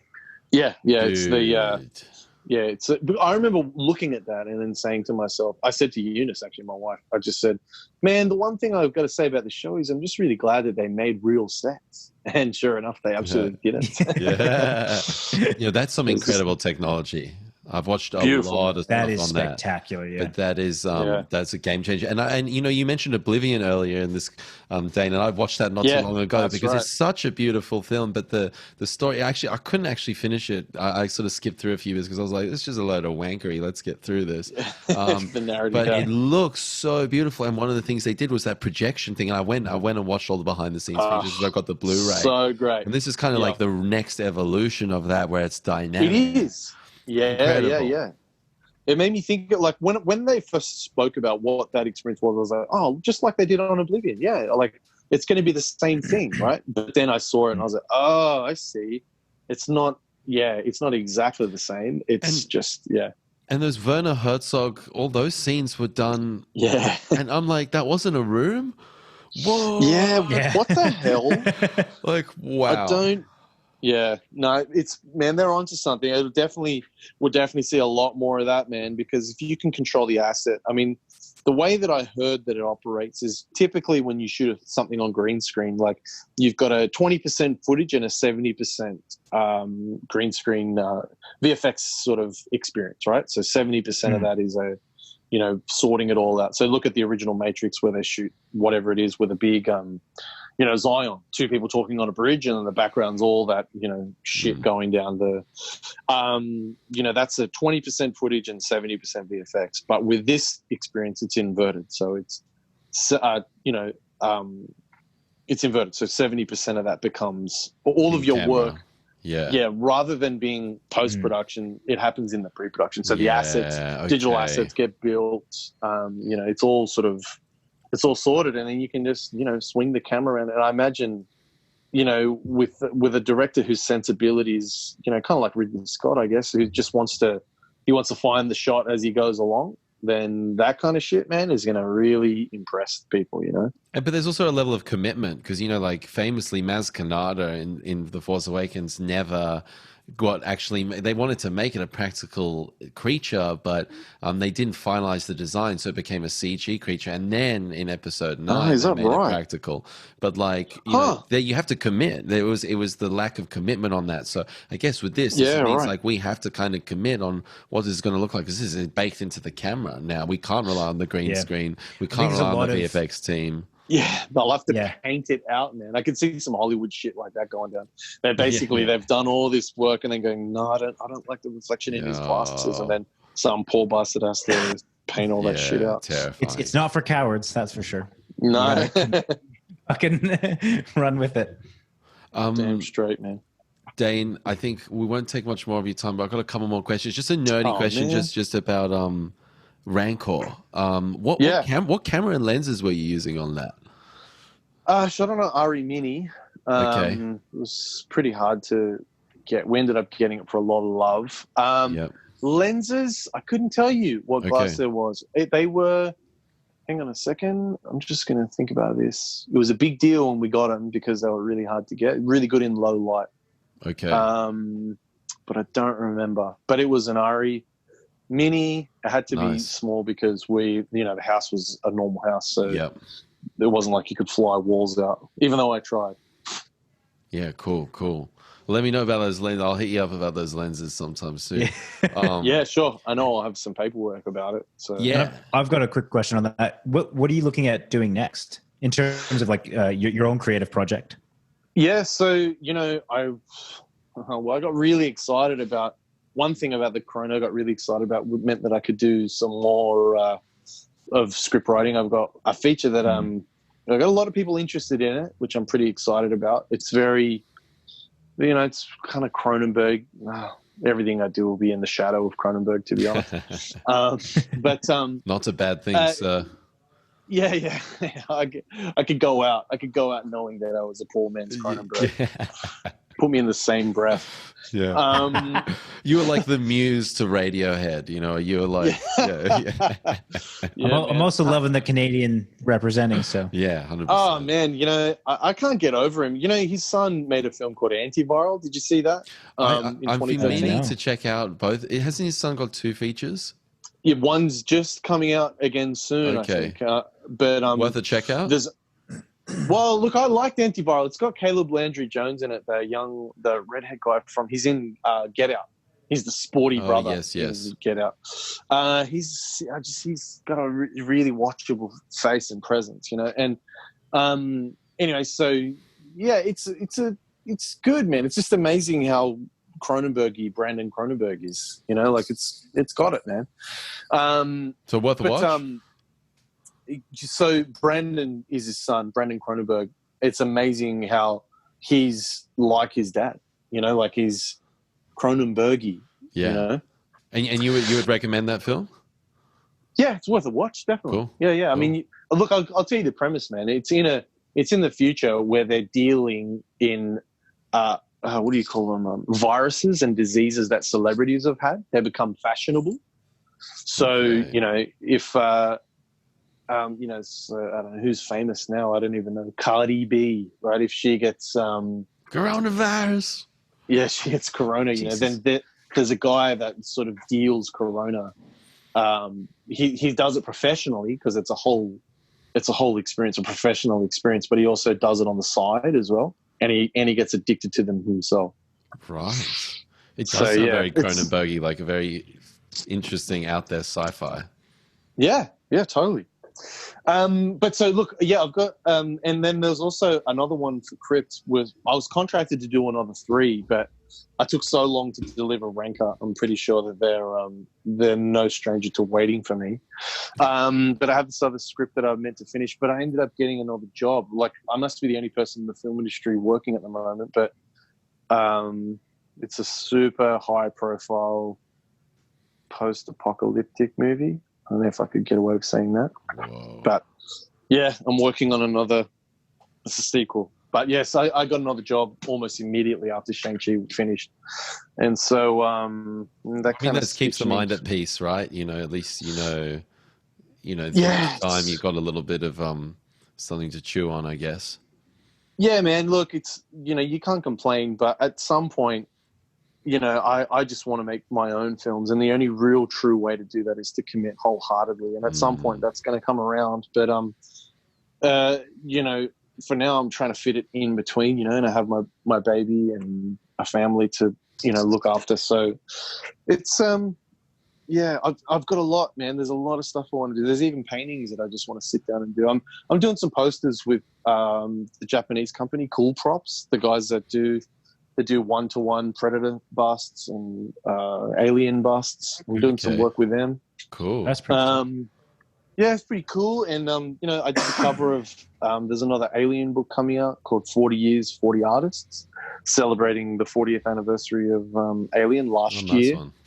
Yeah, but because of coronavirus, it got pushed back because their publishing company is in China. Their actual manufacturing of the books in China, so that got pushed back. But apparently, Denis Villeneuve does the forward in the book, so pretty pumped. Dude, are you pumped for June? Dude, man, I had a friend that worked on it. He was sending, well, no one will know who he is, but he sent me pictures from the sets. Yeah, and I was just like, oh my god, I'm so lucky. I need Villeneuve back in my life. Like I'm getting the shakes. Yeah, I just go back through all his old stuff. Like I went through Sicario the other day. Awesome. I want to rewatch Arrival. Which I fucking love the sound design on that film. It's so good. I still haven't seen Prisoners. I've got to see that one. I love that. Is Prisoners, hectic. Man. Yeah, I love it, bro. Because also that's I got Denny doing a serial killer movie. I love serial killer paraphernalia. I don't condone serial killing, but I am, very much obsessed with the psyche of those kinds of people. Or compel somebody to do that. Yeah. And Prisoners, man, that's in my regular rotation, and that movie will just go on. If I'm sitting down to do a painting, I'll just go, I think I'll watch Prisoners again. Nice. So, love that movie. Genuinely a spectacular film. Yeah. Have you seen that he did 2 French ones that I know of. One's called Polly. Jeez, man. It's based on a true story. I haven't seen either of his No, I haven't seen those. I've got some homework. Disappointed I can't remember the name of it. It's very disappointing. Let me check it out. Yeah, but it's Polytech or something. Jeez. Oh, there's Incendies as well. Incendies. Canadian thriller film. Did you know what? I don't know how I missed this, but is he? Yeah, he's Canadian. How good. Well, French Canadian. What do you call them? Quebec. He's from Quebec. Yeah, there you go. From Nova Scotia. Yeah. Nope. Super cool, man. Yeah, I would love to work with him, man. I would love, man. Just put me. I thought 2049. I just adored that movie. It was sopping with love. Dude. Loved it. Watching that movie in the theater was one of my. There's a couple of movies that I have like very distinct memories of watching. They're usually loud movies. It's 2049, and it's Fury Road. It's actually another one that I remember walking out of being like, oh wow, intense. man! Scrambled. I hope they make a sequel to Fury Road at some point. You It would be nice. High profile apocalyptic film like Who knows? Yeah, we'll just wait 10 years and, I'm sure it'll come out. Yeah, you can never tell, man. I was on that film for on and off for 4 years on the last one. So who knows, man? Who knows? Yeah. Is that ultimately where you want to go, Dane? It's like you want to be a movie director, like that's sort of the or you. I mean, if somebody, if those who don't know, you should go check out Dane's IMDb because you've come on, and as you said, you do special effects, you do all kinds of stuff. So you're kind of like, you do have that directorial kind of like plethora of expertise across a number of different areas. Plus your interest in music, like it seems to fit. But like, what is the vision? Yeah, man. No, like I jumped around to every department with a view to make films. I'm a pretty, like, as I said before, like a hopelessly romantically in love with films and therefore the industry. So when I got into the industry, it's very easy for me to get along with my superiors because I was actually familiar with most of their work. Andrew Mason, who did who helped me out casting my film, I always wanted to work with him, always. And because I knew that he had done, man, this is a really wacko story, but this is very behind the scenes kind of stuff. But so Peter Pound is the principal vehicle designer from the first Fury Road, and he just draws awesome shit. He's a cool dude. He's an older sort of old school illustration style, like Jeff Darrow. I don't know if you guys know comics, but anyways, he does like a beautiful line work. Anyways, he'd always spoke about a film called Chrome Gothic that was about, I can't say. Andrew's pretty tight-lipped about things like this. But anyways, it was a crazy story about spinal fluid, right? Someone who survives on spinal fluid and rushing to car accidents and using spinal fluid. Jesus. So anyway, look, that film never happened, but Peter Pound was an illustrator on it, and he always talked about it as being the coolest movie ever, and that he worked on it with Andrew Mason. And it turns out that he worked with Andrew Mason on Dark City and The Crow, and cool. Two Alex Proyas movies. And so when I just knew I wanted to work with him, and sure enough, one time I got a phone call from his son, and he goes, I'm doing this little film in at Fox. And I go, Mason, by any chance is your dad Andrew Mason? He goes, yes. I said, I'll do the job. I'm in. And so I went in there and I spent 6 weeks in Andrew Mason's office, just me and him talking about Ghostbusters and movies. And I was working on a little Aussie film called Necrotronic, I think, when it got released, Necrotronic. Anyways, I did some mad work on that, and I love this guy. And that's just an example of, sorry, I get carried away until I'm at the ship it. That's awesome. There's so many people in the industry that I just love and want to work for or work with.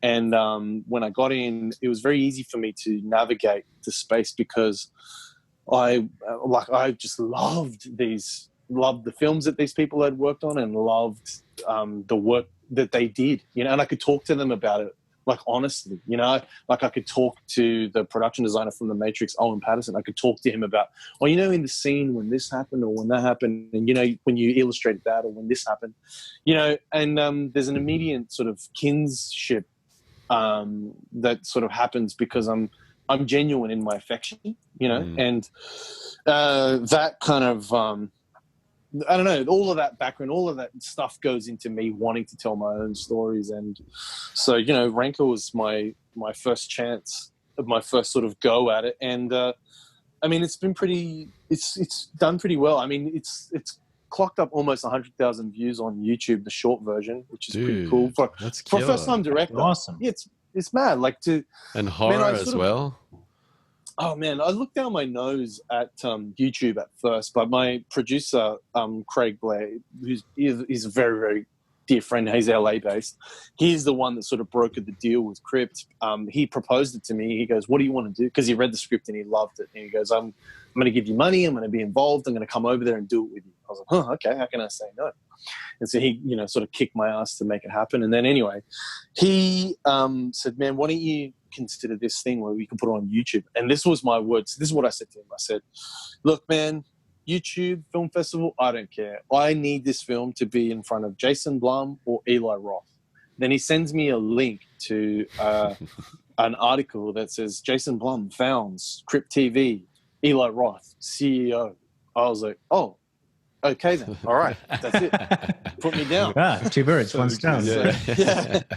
So I was like, oh, yes. Okay, so then this is what we are going to do. So, man, I do want to make films, but I'm, I like production designing and, production design quite a few short films. And I don't love writing, but I do have to do it because I do really enjoy just getting into the nitty gritty parts of, describing a film and what happens, So, yeah, I've got a feature that I'm working on. As soon as it's good to go, as soon as the script's done, I've already got contacts that are ready to give me some cash. I just have to make the time to do it. And in between all these other jobs, it's just been really tricky.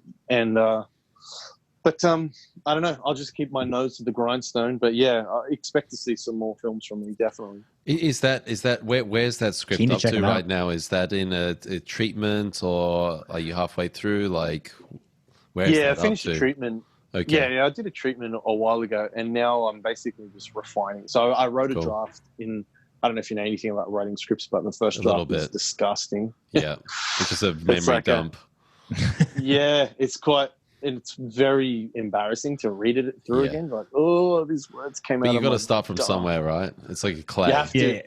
Yep. You got to get like the general gist across. Like, this person needs to say this kind of thing to that person, and it might be like, "Hey, I like you," and then you can just like fiddle around with it to make it not sound so like a 3-year-old. Yeah, that's right.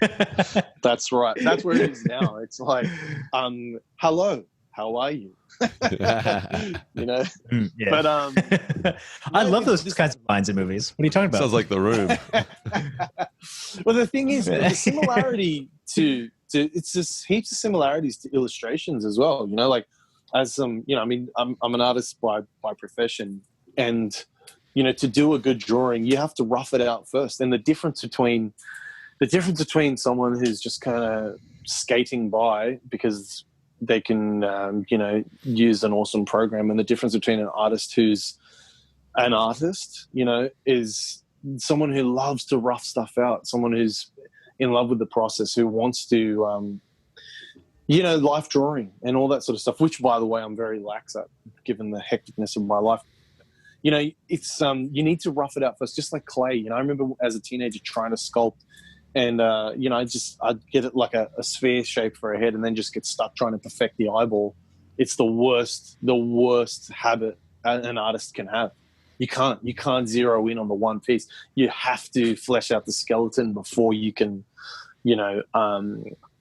come up with something that's anyone's going to care about. So the scripts are exactly the same. You have to do this dumb pass where character goes from A to B, and just write it down.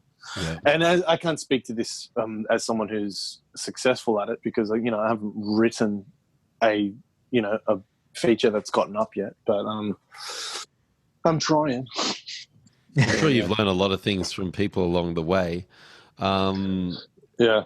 I mean, that sounds terribly exciting, man. So I'm really, really keen to see what you come up with next. Thanks, man. No, and I'm really glad that you guys liked Rancour. It connects with some people, and some people don't get it. It's right up our alley. Yeah, that's our great, shit. man. That's our shit. That's great. I just love, I feel like I'm a cult member, and I love just this really like these like, man, there's some old films that I just put on, and Stuart Gordon. Do you know who that is? He's a filmmaker. He made that film From Beyond and the Reanimator movies as well. Yeah, we were talking about him. What did Ben see the other day? He watched the Lovecraft one. Dagon. Yeah. Because he died just a couple of weeks ago as well. Yeah. But Yeah, man, I love that kind of stuff, and I love Cronenberg, and I feel like that's a voice, especially in this, filmmaking climate where no one's giving money to projects like that, where they're fucking crazy. Like, have you seen that movie Crash? The one where he's basically it's about one? People. The Cronenberg one. No, I haven't. That story is about people who get off on reenacting car crashes of famous people. People who have died, and they fully get off on it. I think it's James Spader, and I forget who the girl is on. One of the Arquettes, I think. I can't remember. But anyways, just wacky shit that no one would put any money into now. But for me, that's a voice that's missing. How are we going to get Blue Velvets or just those kinds of films? Oh, what about Dead Ringers? Have you guys seen that movie? No. Oh man! So I'm getting a whole list of recommends right now. This is great. I mean, look, it depends on how our tastes. They may not align, but Dead Ringers it's based on a true story about two gynecologists that get addicted to barbiturates, and one of them is a super introvert, and one of them's a real what do you call them? A sanguine, really social, and they end up dating. Like the sanguine sets up dates. By winning over chicks, and then hooks up the introvert brother, and then they get addicted to barbiturates, and it all goes to shit. And that's a Cronenberg movie. It's Jeremy Irons plays the. I was going to say I'll watch Jeremy Irons in anything. Yeah, so there you go. That's it. Oh, you guys are googling it as I say it. Is that right? Oh, yeah. Okay, yeah. Either that or I have a spectacular memory. Yeah. Shit, I didn't know. Yeah. There's so much Cronenberg that I've got to watch. I've really only seen Videodrome. I'm just looking here. Spider. Didn't you and me see Cosmopolitan together? Yeah, Cosmopolis. Or was that me and Ben? Yeah, I haven't seen that. Dude, that one was. I felt so bad for that one because it was advertised as like this almost action film, and then when people went and saw it, it was a Cronenberg film, and people were like, "It's it was super set dark. in a limo." What's going on Robert here? Pattinson. Yeah. Yep. It's one of those kind of early roles. Yeah. I gotta see it, man. There's a lot of Cronenberg I need to get through, man. Yeah, so you guys like Videodrome though? Oh, dude, that's one of my favorites, man. Are you serious? That's great, man. I love that. I love Videodrome. Then you will like, the other stuff. Yeah. I watched Naked Lunch, even though that's a whacked one. Yeah. That's hard to grasp, but I still like it. Yeah. And I'm not a druggie in any way. I just like whacked shit. Man, if it's off kilter, and I don't say this to try to be to be edgy. Individual. No, I just love it, man. I hopelessly love it. So have you seen anything else cool, like when you've been on quarantine? Like, are there any other recommends or some cool stuff that you've seen, or maybe some of your buddies have been working on? We're just racking up the list right now. So I've got a 4-day weekend, so got to fill it with some time. Well, I got two loaded to watch. I haven't seen them yet, but there's two that I really want to see. Little Monsters, which was an Abe Forsyth movie that my mates at Odd did the zombies for it. Just watched that yesterday for our review of some zombie films. And how goes it? You dig it? I really digged it. Yeah, there's a couple of surprising aspects of it that I really enjoyed. I love. I said this when we did the zombie episode. I love how versatile the zombie genre can be. And, I ended up watching two that had very similar concept. I watched Cooties, which is Elijah Wood, and it was written by Lee Winnell actually. And and another guy. Monsters. It was written. It's Lee Winnell, the guy from Glee. And the guy that wrote Glee and. I hang out with that guy in LA when we were at a film festival. Oh, really? What's his name? I can't believe I forgot it. But anyway, it's like Ian Duncan or something like that. Yeah, I don't know. Crazy. I did not Google that part. I just tried to remember it. But yeah, so I like the Elijah Wood one, the Cooties, Ian Brennan. That's it. That's him. Yep. That one, I just found it as though it was kind of taking the genre for granted. It was like, oh, we'll make zombie kids, and then we don't need to worry about anything else. So it kind of felt a little bit hollow. Whereas Little Monsters really, it played with the genre. Like, yes, it did have zombies, and it had good-looking zombies as well in terms of like, the actual effects. But it also had some substance behind it. They didn't just think, oh, okay, we can do kid zombies and leave it there. And also Josh Gad in it was fucking phenomenal. That's what I heard. Yeah, I'm dying to watch. I've got it loaded on in the house on the TV. But there's I really enjoyed that. So that movie got Abe the RoboCop remake now. Abe is on that film. That's public knowledge. I saw that he was that was his next project, which I thought was that's kind of spectacular, right? Like, what do you mean RoboCop before remake? Little Monsters, the new one? Well, yeah, there's meant to be one, but who knows? I mean, the one that Blomkamp was supposed to be on, the sequel. Yeah, that's it. That's the one. Yeah. Cool. Yep. But who knows, man? I mean, these things, they got a history of being really shaky. But the other film that I was going to say, again, locked and loaded, haven't seen it yet, is Possum, which my friend Dominic Halston designed the creature. And again, the odd guys made the monster for it. It's got the guy from Prometheus. I forget his name. I always do. He's in The King as well. Patrick something. Anyways, it's about a guy who has a dummy, like a puppet, and it's called Possum. John Harris? And that's it. Yep, John Harris. So it's creepy. Yeah. I like the design there. I'm dying to watch that movie. So anyways, that's just sitting there. In terms of what I've seen recently, though, man, I've just revisited a lot of old. Man, I love watching Arnold Schwarzenegger movies. So. Oh yeah, dude. I just watched Total Recall. I just did the 90s one, and then we literally in the same night watched the 2011 one. It was so interesting to see like what they kept and then what they discarded. But the 90s one, I love that 90s one. I have such a soft spot for it. His eyes bulging out at the end. And... Oh man, Quaid, you've got what you want. Now give these people air. Yeah, dude, I love Paul Verhoeven, man. He's awesome. The director. Oh yeah, the director. Yeah. He did you'll know Starship Troopers. And RoboCop. Basic Instinct. He's the man. He's the man. I love that guy. Yeah. Love him. He just had such a unique, like satirical edge without it being too on the nose. Like it's still He's great, man. But super full on. I don't know if you've ever seen the making of RoboCop. But, no. Oh man, like he just the bit where he gets killed, where Murphy he's gets getting mowed mowed down at the beginning.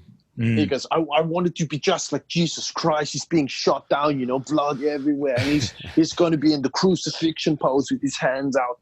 And you're just going to see him get shot. And the guy's in love, man. He's in love with gore and violence. And like Basic Instinct, man. That's a super violent movie, man. I don't think I've seen RoboCop, when they mowed down the guy that got the acid on him, that haunted me for days after watching that when I watched it. So great, help man. me! Like, oh fuck! Yeah, that was awesome. That bit. Yeah. Oh man, the bad guy is the guy from the '70s show as well. That '70s show. Red. Yeah. And anything else you've been checking out? Me and my wife have been watching my favorite show on earth, which is Ink Master. I've gone back through all 13 seasons. That's because it's kind of like an illustration judging program in a way. Yeah. But no, man, let me have a think about that. Well, actually, you know what? We did a zombie episode earlier this week. I was supposed to ask you if you had any zombie recommends or favorite zombie films that come to mind. Oh, yeah. That's right. And I remember when we spoke last time, I mentioned Wreck. Wreck, yeah. Wreck 2 you liked as well. Yes, bro. I love you compared to Alien. You compared to Alien and Aliens here, so that's a pretty big call. I'm keen to check this out. That's a massive call.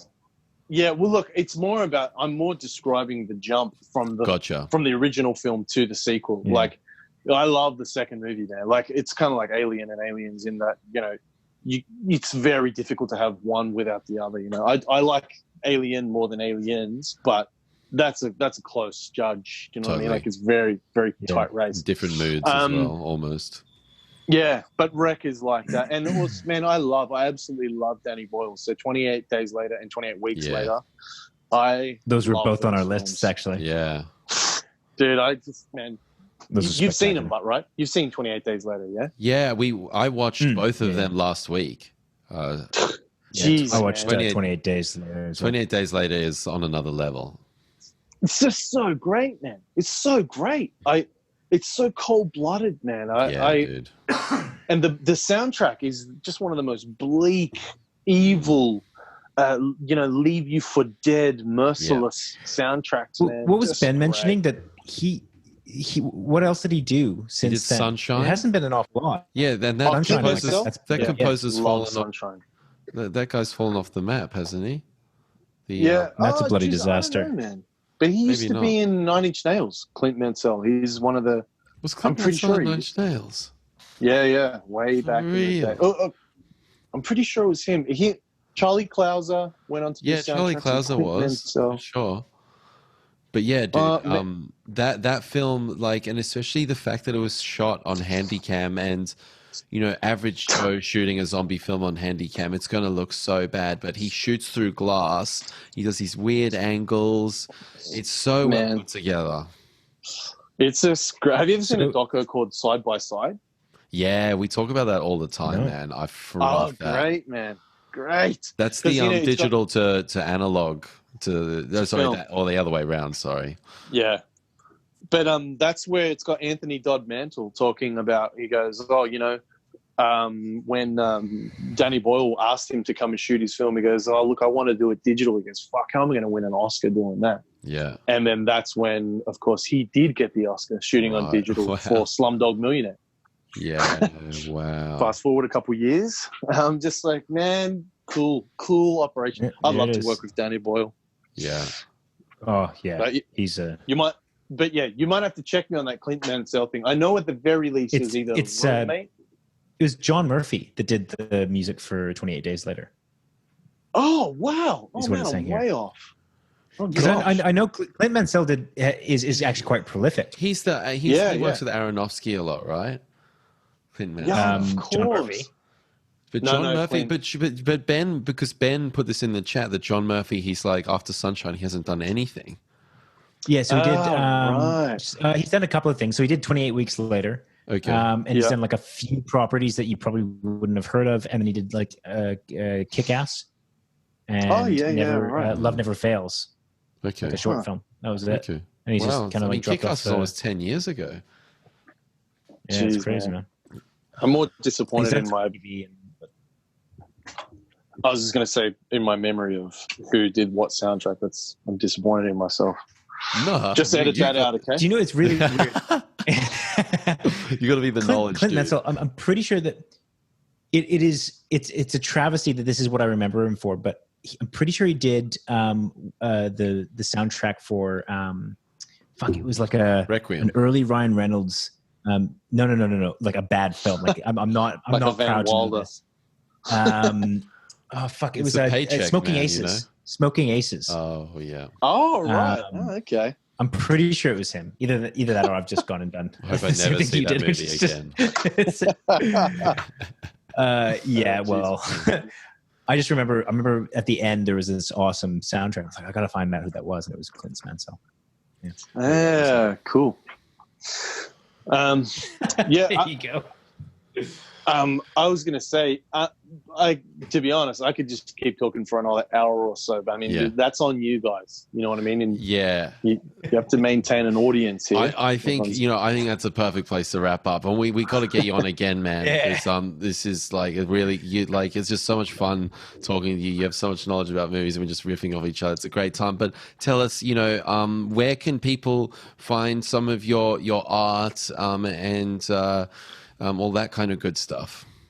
Oh, look, man, I'm super active on Facebook. I try to be, where you can find me at Dane Hallett Artist page. But I'm thinking about my Instagram got hacked, so I'm going to deactivate that one and start a new one. And damn, I'm going to start selling some prints as well. So that's all happening. So I mean, again, if I ended up getting the break that I thought I was going to get, then my website would be finished. But it hasn't. But I'm going to do it. It's happening. I did a gallery showing a couple of weeks ago, just before Corona went crazy, actually, and it got me to go through the entire printing process and all that kind of horrible stuff that I normally put off. And so I got a good little setup going down. So I'm looking forward to doing another gallery, and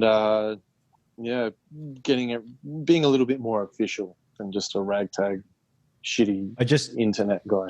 I just checked out the Facebook page. It fucking looks hectic. The one on the top, your banner page, reminds me of I sent George. I sent you an Instagram photo of this guy on Instagram called Beetle Crap. Have you ever checked him out? No, don't know. What is the image on my thing? It's like this guy coming out of a chest, like this weird eye. Oh yeah. Yep. Sorry. Looks hectic, and I don't know why it reminded me, but there's this guy on Instagram.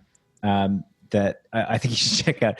Beeple Craps, like Beeple. Oh, Beeple, of course. Yeah, I know Beeple. Mike Rinkelman. Yes, yeah, I know who Beeple is. Dude, it just reminded me of that kind of shit. I actually just sent George that was the one of the Mickey Mouse udder feed. Yeah. Oh, dude, that was terrifying. Yeah, dude, his entire Instagram is fucking terrifying. Yeah, he put Beeple made a resolution like 12 years ago to do an image a day. Image a day, yeah.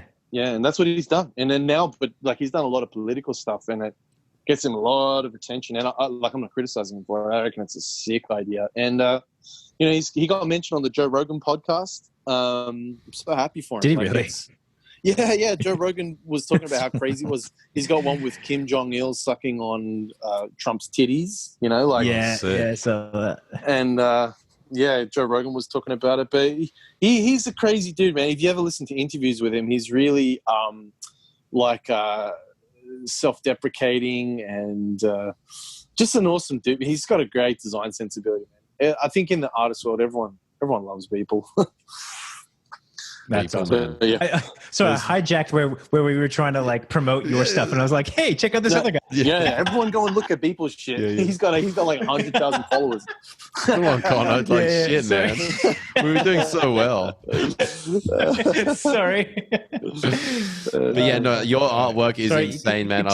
I hope, seriously, hopefully we can work together in that capacity at some point. I've got some ideas. That'd be sick. Track, but the guys listening at home, go check out Dane's stuff because he is an incredible artist. Dane, absolute pleasure. Stay well. Thanks, in the lockdown. So really exciting stuff. What's on the horizon. Let's everyone go check out Rancour. Yeah. So that's on YouTube. Okay, cool. Yeah. RANCOUR. That's it. That's right. Yeah. Will you ever release the 20-minute version? As it stands, that 20-minute cut, I'm hoping is a part of a loophole where I can put that into festivals. Okay, right. And what you saw was like a password protected one, but I'm gonna just to sort of honor everyone involved. I want to put it in festivals, but because of Corona, it's going to be tricky, man. Like it's going to be hard, but we'll see. Maybe. I mean, the film festival route is very expensive because you've got to pay to put your stuff in there, and whether or not it actually gets selected is another question. And then when it does, if it plays in the festival and you are not there, so if it's playing around the world and you haven't traveled there, it's kind of like a piss in the wind. You know what I mean? It just disappears. Mm. So who knows, man? But I want to do that because I want to show travel off to the world. And Elaine and our hard work. I'm super proud of it. I thought I would hate it because that's what, as an artist, once you do something, you look back and you go, fuck, I could do so better than that, man. But I'm not. I'm really proud of it. I think that's because so many other people played such a huge role in it. I'm more happy that it looks good and we looked competent. You know what I mean? And so, if that's your first short, man, like that, I can't wait to see what's to come. Because awesome, man. Everyone go check it out and let us know. Hit up Dane and tell us he'd love to hear from all you guys. Spread the love. Yeah, absolutely. Yeah. Well, thanks, man. Thanks again for having me. And Connor, it was nice to meet you, man. Sounds like you have good taste in movies. You too, man. I'm getting there. Yeah, yeah, and I guess I'll speak to you guys again shortly. I mean, when the time's right, I'll get together and have a beer, you know. But yeah, 100%, dude. Jeez, yeah, Love right that. before the world dies. Yeah, Yeah. but yeah, stay well, man. Once again, congratulations with your child and your family, Thanks, man. and all the best for the rest of 2020. And I'm Cheers, sure man. We'll be in touch real soon.